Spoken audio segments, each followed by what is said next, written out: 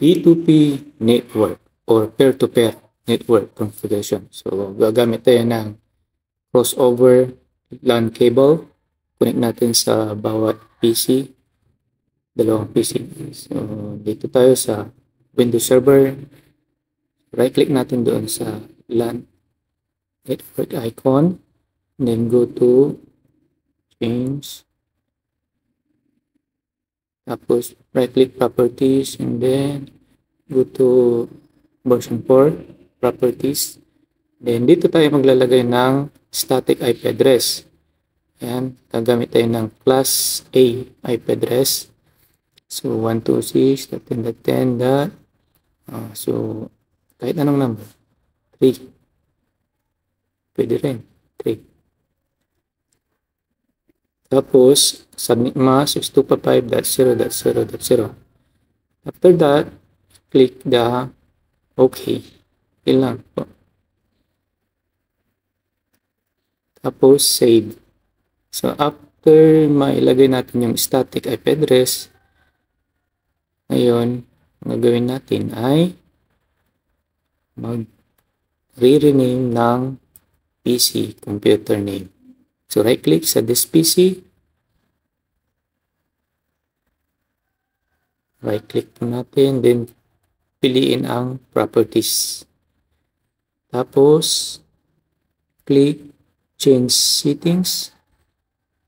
And then, click change. Sa computer name, ang ilalagay natin ay server dahil nasa server tayo na computer. Tapos sa work group, papalitan natin yan ng css.org. Org is organization.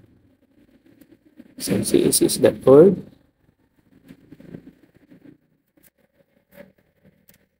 Pagkatapos, click OK.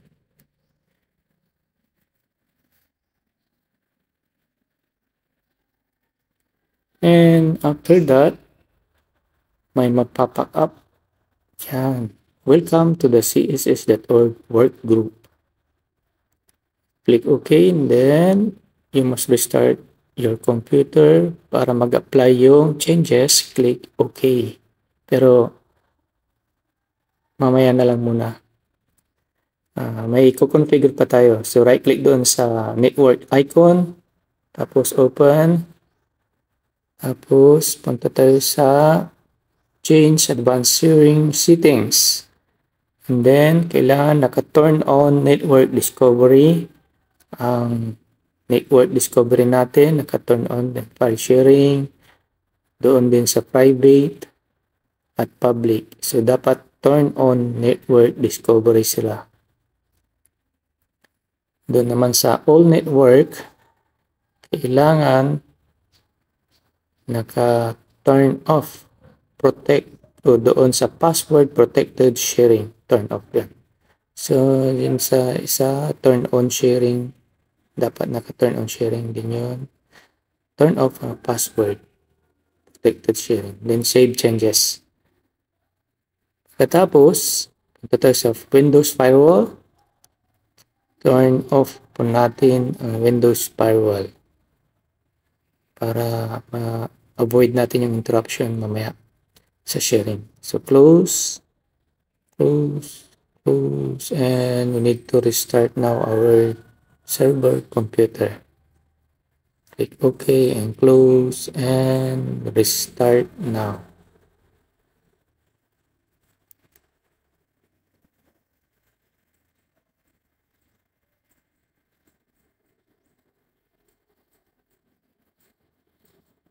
So, dito naman tayo sa client PC.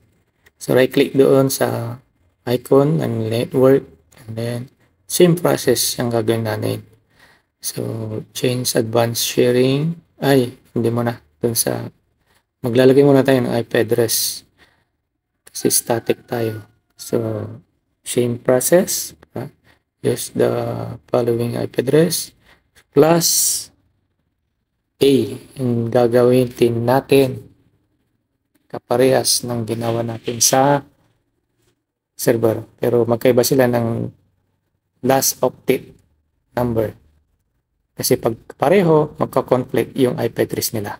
Kaya dapat magkaiba ng last octet.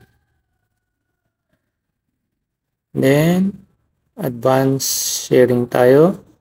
So, turn on network discovery, turn on din file sharing, tapos turn on din yan. Tapos, use and turn off yung password protected sharing. Then, click save changes. So, double check natin. Pati doon sa private, dapat turn on, and allow. Save changes. And firewall. Hindi po natin kalimutan. Firewall, turn off. Dalawa. Public and private. And after that, okay, then magpapalit din tayo ng computer name sa client PC. So, right click, properties, and change settings. Tapos click change. And sa computer name, papalitan natin yan. Kailangan walang space. Client. And work group, same doon sa server na nilagay natin, css.org.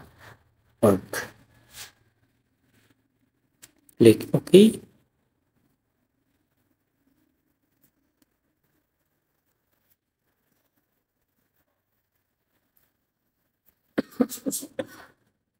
And welcome to the css.org work group. Click OK lang yan, and then you must restart the computer to apply changes. Yes, okay. And close. Tapos, restart now. So, habang nagre-restart yan, tignan natin yung server. So, balikan natin yung server. Ay, hindi pa muna. Dito muna tayo sa client. Check natin yung network kung connected na silang dalawa. So, papansin natin parang hindi lumalabas yung sa network, client and server. So, ang gagawin natin ay gagawa muna tayo ng shared folder. Doon sa local disk D, gawa tayong folder, palitan natin, i-rename natin ng server files. So, andito pala tayo ngayon sa server. Sa server files muna, gawa tayo ng folder. I-share natin yun. Right-click, properties, and sharing, and click share. Then, doon sa down arrow, click natin yung down arrow. Tapos, select natin yung everyone. So, take note, nasa server tayo. And then, click add. Tapos, sa everyone, read and write. Then, save. And, okay, close na. So, check natin yung permission. Okay, check na permission. And full control na siya. Allow. So, okay na. Okay. Okay. Close. Ayun. Check natin yung network. Sa server pa rin tayo. Yun. Lumabas na yung client at saka server sa network. So, buksan natin yung server files. Yan, wala pang laman. So,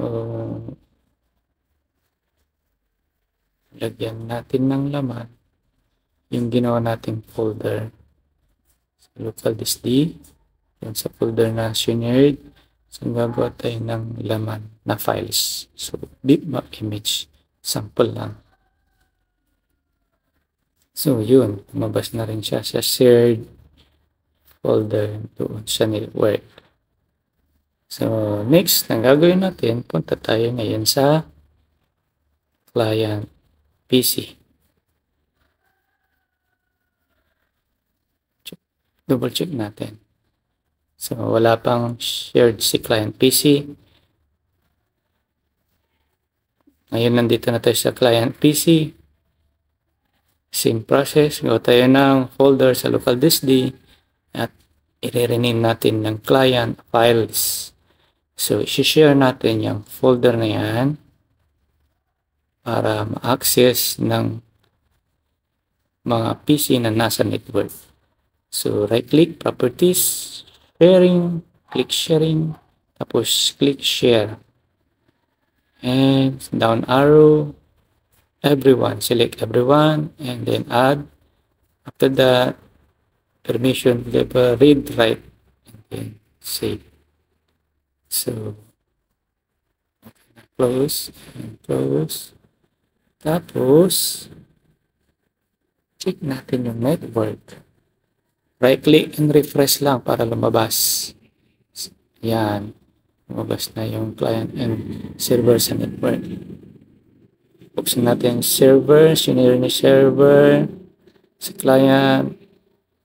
Buksan. Oh, yun. Nandoon. Files. File. Sa client naman, mayroon na rin siyang shared folder. Pero wala pang laman. Lagyan natin ng laman para sa sample. So, local disk D, hanapin natin yung shared folder and then mag-create tayo ng file. Sa ngayon, Excel lang gagamitin natin. And rename natin. So, client inventory.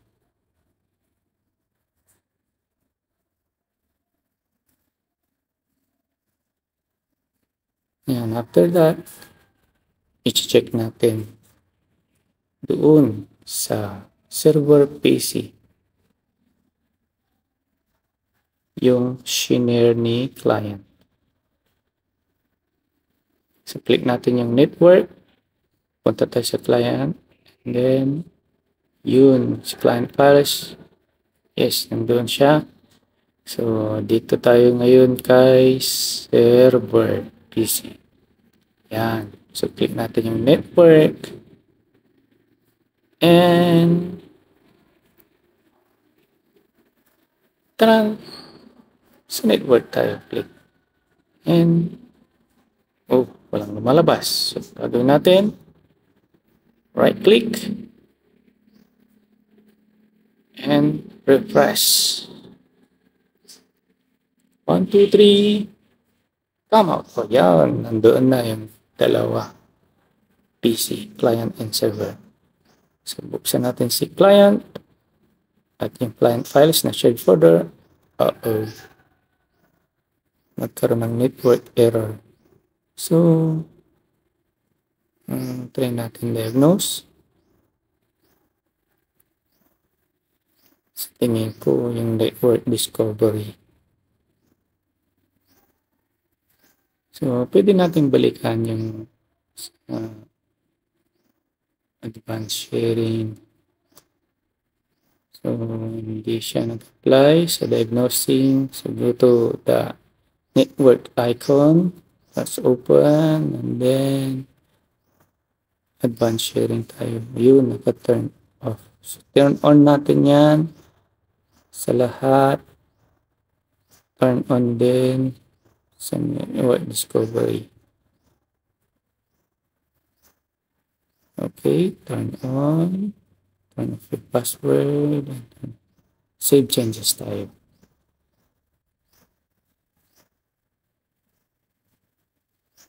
Then, double check natin. Client, yun, nabuksan na. So, yan. Okay na. So, ganyan lang po ang pag-configure ng P2P network o peer-to-peer network.